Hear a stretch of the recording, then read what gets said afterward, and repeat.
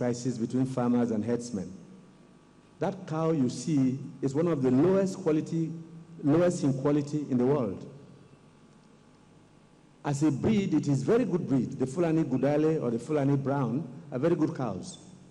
But because they are very poorly managed, and because they have to walk long distances, the quality of beef and the quality of milk in Nigeria is one of the lowest in the world.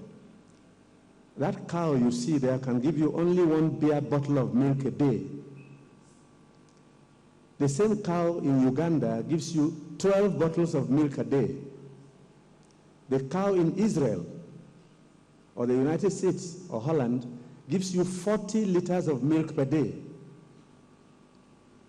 So the breed and the husbandry are problems because the cow in Europe or Israel does not roam. It is fed. The cow is so heavy you can't even walk. So it gives you milk. So Nigeria spends $2 billion a year importing milk. Just like we spent $100 million last year importing tomato paste from China. So Northern Ogun can actually do ranching. But to do so, we must set up a plan for breeding cattle. Crossbreeding the Frisian, the Guernsey, with the local breed of cattle, and you'll be amazed what you can do even in Ogun here, especially to the north.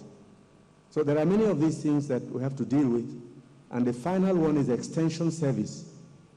Maybe the governor will think of a program of an extension office in each of the senatorial districts, a full-fledged office with experts on every crop and commercial vendors of agri products on the other who make the inputs to farmers, and then slowly have one in every local government. The future of agriculture, like the World Bank representative said, is so huge, but for us to get there, we still have to make some inputs. All right. Thank you. Well, I will come back to you shortly, but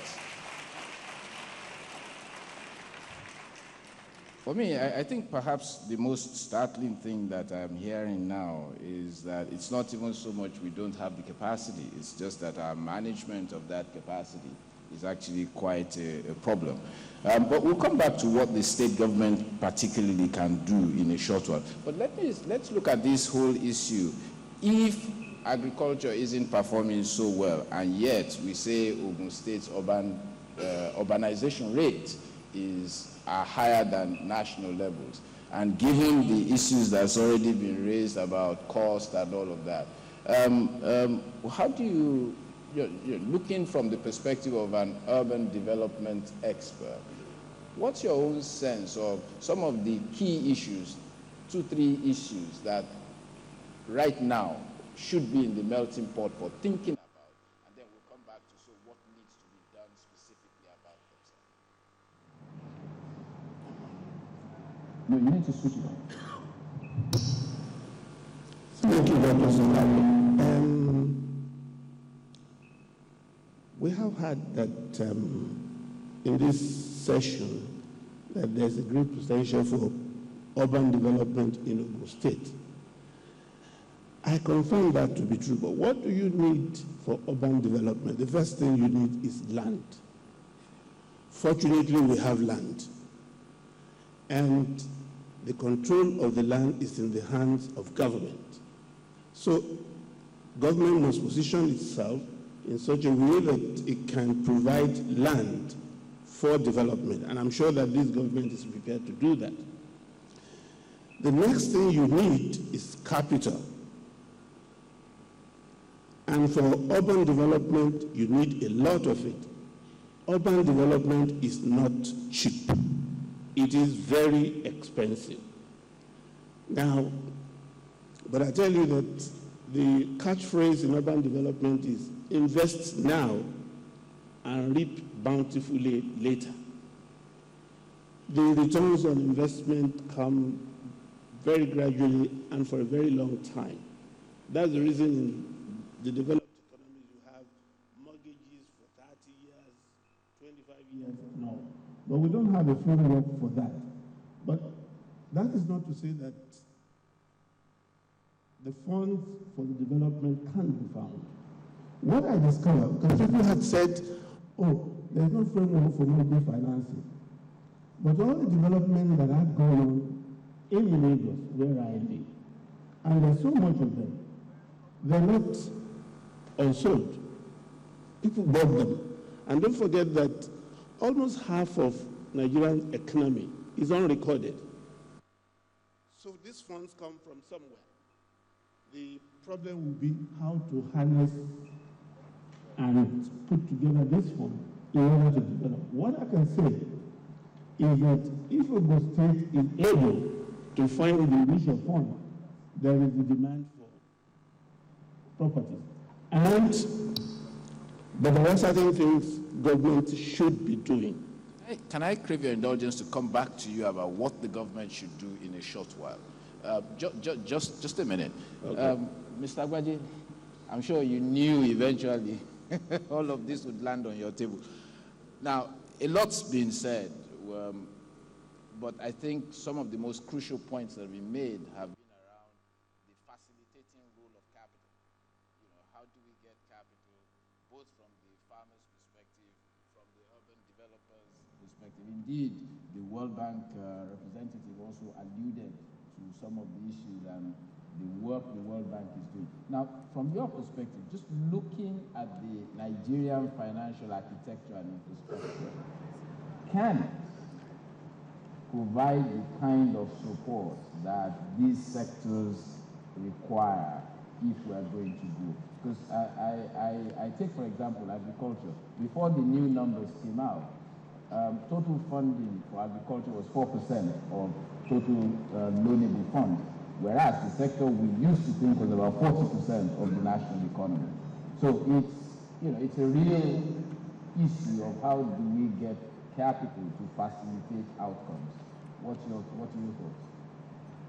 Thank you very much. Truthfully, I'm going to very quickly try to address a couple of things. As currently structured, the financial system in Nigeria is bank-dominated. It is the wrong structure for urban and agriculture. If you look at the banks you have today, they're commercial banks, their cost profile, and how their balance sheets are configured cannot support this. Most people have deposits. What is the tenor of the deposits in banks today? Probably 60 to 90 days. You're looking for 20 to 30-year loans. Even without getting sophisticated, even if you wanted to take more risk, you can't afford to stretch those same balance sheets and at the cost at which the deposits are coming. And at the interest rates being given to farmers today or to build houses, you will definitely run into trouble because it has to be single digit. So the first thing is, I think also there's a lot of risk in these sectors that the banks have not even developed the capacity of how to analyze. Agriculture is specialized lending. Most people know that you have to fix a value chain. Even if you give the processor, if you don't fix transportation, if you don't fix the small farmer, the processor is going to default. So even the skill required to support this, I don't think exists in the banking system today. But that is reality. But there's plenty of good news. Because there's so much money in the world that is looking for this sort of investment. There are pension fund monies that are now available in Nigeria. You have insurance funds. You have private money looking to partner.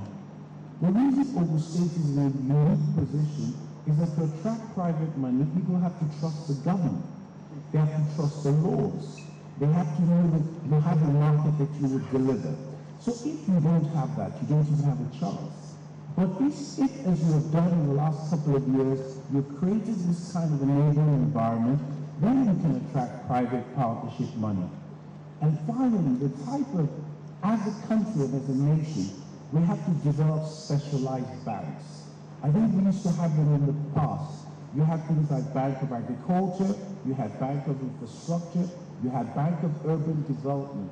The way they were structured, even in terms of their cost profile and their funding, it would allow you to have 30-year money at single-digit interest rates. And so even though the macros in Nigeria, in my opinion, are fantastic, you have low interest rates, low inflation,